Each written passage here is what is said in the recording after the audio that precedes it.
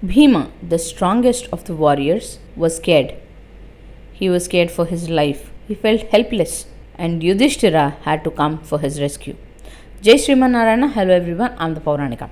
After Arjuna's return from Svargaloka, the Pandavas spent 4 more years at the Gandhamadana mountain under the hospitality of Kubera. After completing 10 years of Vanavasa, they sat together to discuss on the course of action and how they should plan for their Ajnatavasa. Then they decided to move from Gandhamadana to Dvaitavana. They took the permission of Kubera, thanked sage Lomasa, took his blessings and started from there. Sage Lomasa, after blessing the Pandavas, returned to Svargaloka. After reaching Dvaitavana, one day Bhima, just for pure pleasure, went out into the forest. While playing there, he started scaring the animals off. As he rode, lions, tigers and elephants ran in multiple directions. While chasing them, he walked into a deserted cave. There, he saw a huge snake. He had never seen anything like that before. It was yellow in color. It is of an unusual shape, the biggest of the snakes. Before Bhima could realize or react, the snake held him in its grip. As the snake coiled around him, the mighty Pandava of strength equal to 1,000 elephants couldn't move. He realized that it was not just the brute strength of the snake, but a divine boon the snake would have had. After struggling for a while, Bhima realized that he would not be able to escape. He felt helpless, weak, tired and scared. Then he said, Sarparaja, I don't think that you are any normal snake. There must be some divine abilities that you possess, which are making me immobile. I am Bhimasena, the second of the Pandavas, brother of King Yudhishtira of Chandravamsha. Please tell me who you are. Then the snake said, Bhimasena, I am Nahusha, a king who was cursed by sage Agastya and had been living the life of a snake. And it is my rule to not leave the food that had come to me. However, I will not be able to eat you as I am one of your forefathers. Now I am caught in this dilemma, he said. King Nahusha's story is quite an interesting one. Once upon a time, due to a certain lack of judgment, Indra killed a Brahmana and resorted to Brahmahatya. As a result of it, he had to do a penance for a period of 1,000 years. In his absence, to protect the Svargaloka, they had to appoint someone else, and that man who was chosen to do the job was Nahusha. Such great king, when he acquired the throne of Svargaloka, was deluded by power and arrogance. As soon as he ascended the throne of Indra, he declared that everything that belongs to Indra should belong to him, including the Svargalakshmi, which is Sachi Devi. The woman was scared and was hurt by the approach of Nahusha. Then Sachi Devi imposed a condition that he should make a grand entry when he comes to her, and his palanquin must be carried by the Saptarshis. Nahusha, being the new Indra, ordered the Saptarshis to carry the palanquin. Of the Saptarshis, Agastya Mahamuni was believed to be very short. As he struggled to carry the palanquin, Nahusha kicked him with his leg. This angered the sage. Then sage Agastya cursed him to be born as a snake and pay for his offense. He then started falling from the Svargaloka to the earth.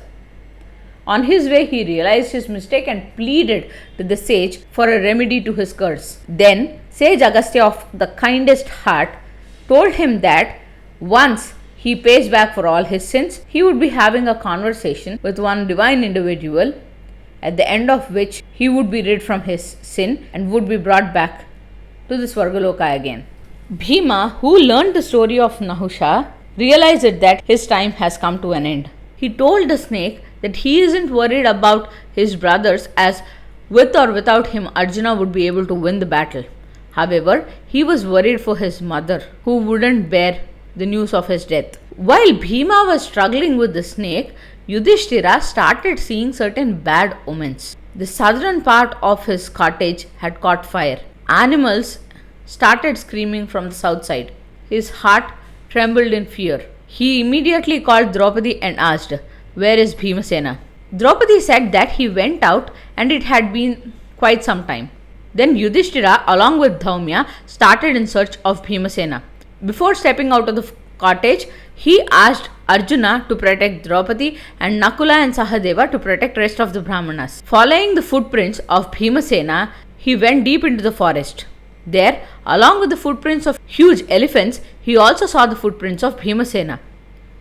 Following the trail, he entered the cave, and there he saw his mighty brother struggling helplessly in the grip of a huge snake. He approached the snake and introduced himself as Yudhishtira of Kuruvamsha. Then Nahusha also told his story to Yudhishtira. Then Yudhishtira said, Sarparaja, please leave my brother. In exchange to his life, I would be able to provide some kind of food to you. Then Nahusha said, Yudhishtira, I am living a cursed life. Whatever food comes to me, I have to accept it. Today it is your brother's turn. Tomorrow it can be yours. So I suggest you to leave this place immediately.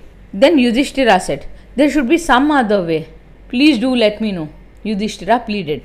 Then Nahusha said, you have to answer my questions. If I am convinced with your argument, I would be able to leave your brother, he said. Then Nahusha asked, Raja, tell me, who is a Brahmana and what is that one thing that you should seek? Then Yudhishthira said, Nagendra, a person who is always truthful with lot of patience and kind-heartedness and a person who follows good behavior is called a Brahmana, and one should know and what one should seek in his life is just the Parabrahma. Then the snake said, Yudhishthira, these traits are essential for the people of all the four Varnas. Then Yudhishthira said, Sarparaja, when men of different Varnas are marrying women of different Varnas, how would we be able to decide the Varna of the child that is being born? It should be defined based on the character of the person. So any person who is truthful, studies Vedas, stays away from any kind of cruelty and be kind at heart should be considered as a Brahmana.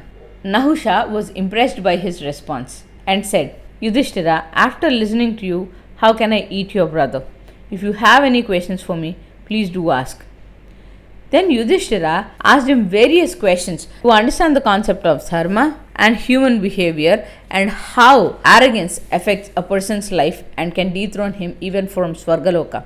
Nahusha answered to all his queries in detail. At the end of it, Nahusha got rid of his sin and a chariot from the Swargaloka arrived for him. Then Nahusha blessed Bhimasena and Yudhishthira and left to Swargaloka on the chariot. Bhima and Yudhishthira returned to the ashrama and Bhima was warned by Yudhishthira to not repeat such actions in the future.